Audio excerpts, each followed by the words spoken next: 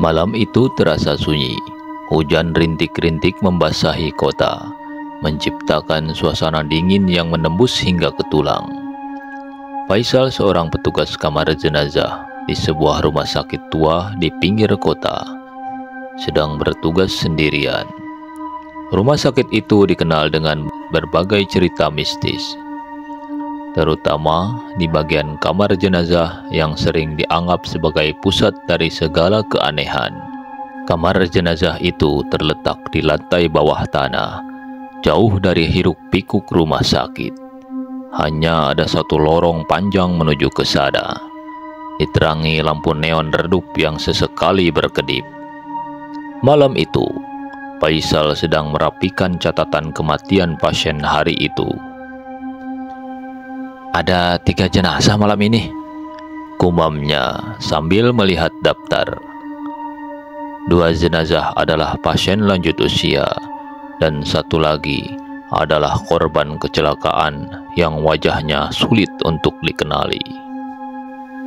Faisal sudah terbiasa dengan pekerjaannya.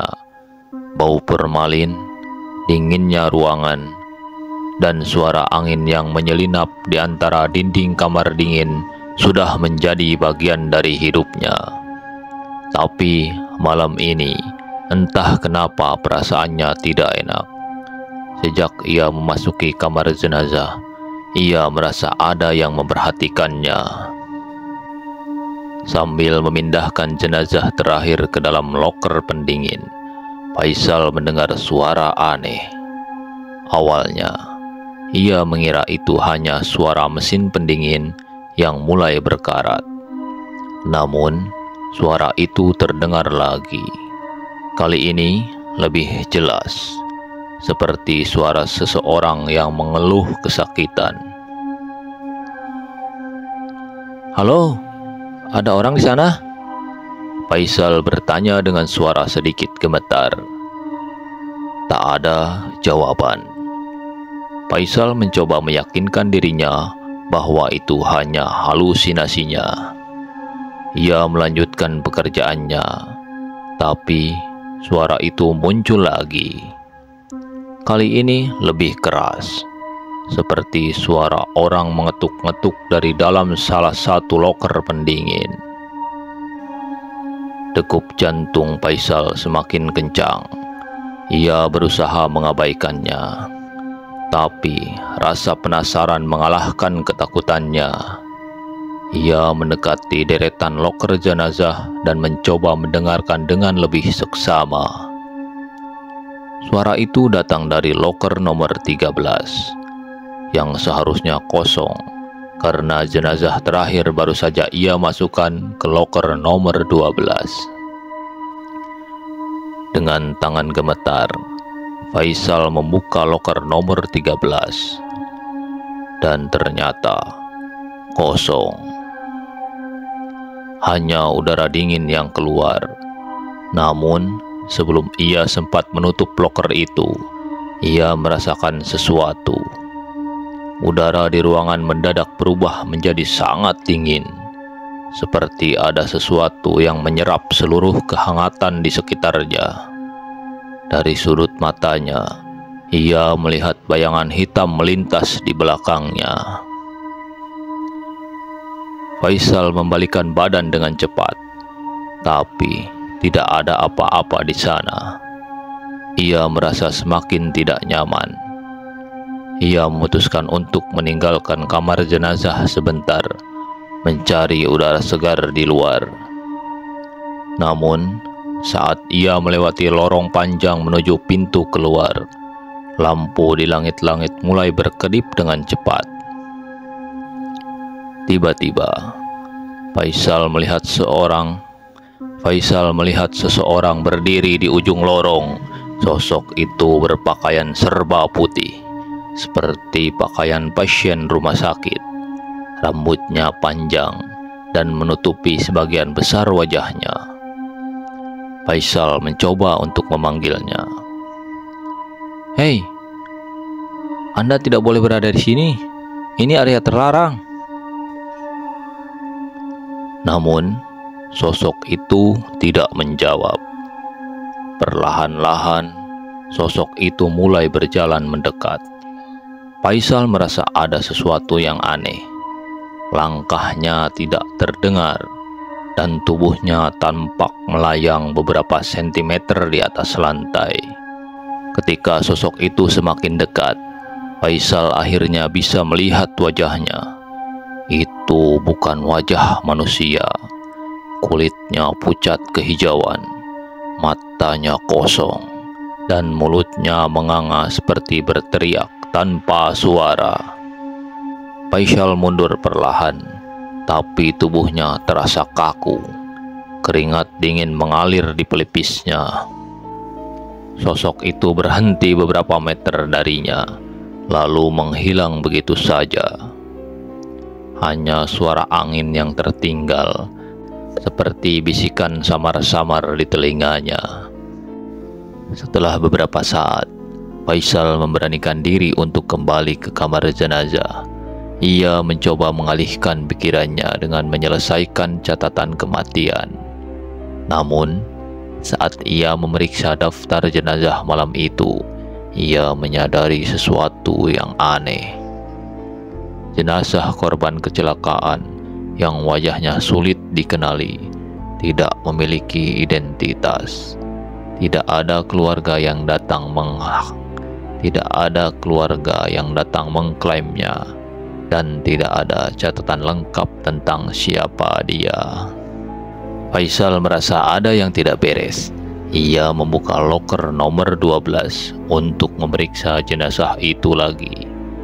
Saat loker dibuka, ia merasa bulu kuduknya meremang. Jenazah itu, yang sebelumnya diam, sekarang berada dalam posisi yang berbeda.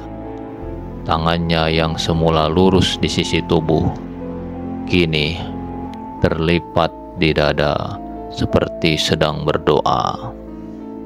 Tiba-tiba mata jenazah itu terbuka. Faisal terjatuh ke belakang, menabrak meja di belakangnya. Namun saat ia menatap lagi, mata jenazah itu mulai tertutup kembali.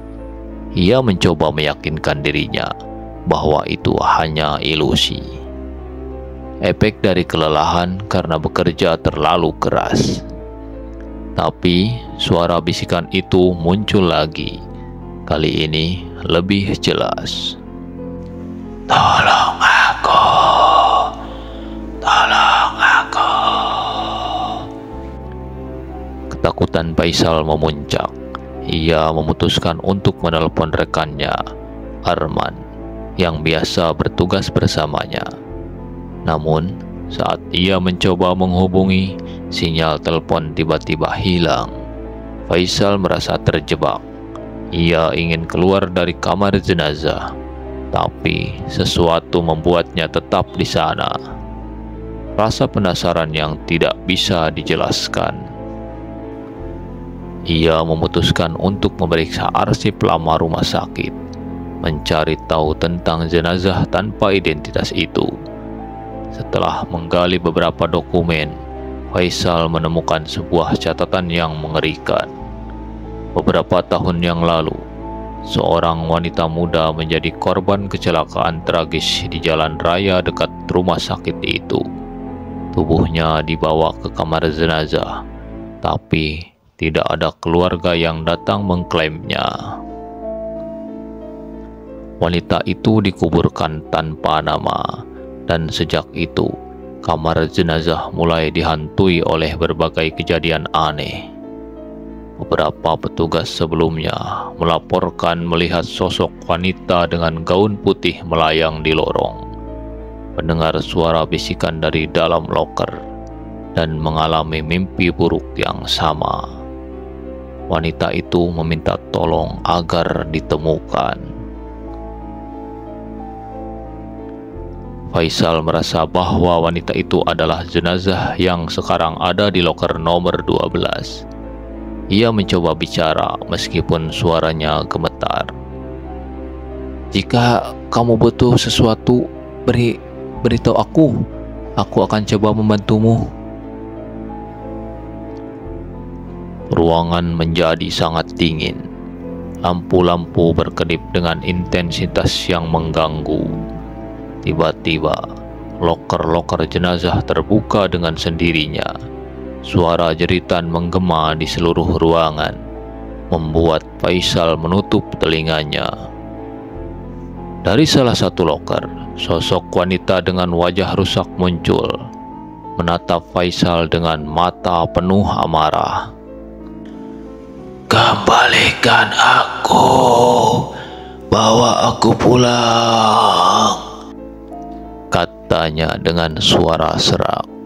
Faisal akhirnya mengerti, wanita itu ingin dikuburkan dengan layak, ingin dikenali, dan ingin keluarga atau seseorang memberinya penghormatan terakhir. Dengan sisa keberanian yang ia miliki, Faisal berjanji akan menemukan keluarganya dan memastikan wanita itu mendapatkan pemakaman yang layak. Setelah kejadian malam itu, Faisal menghubungi pihak berwenang untuk mengidentifikasi jenazah tersebut.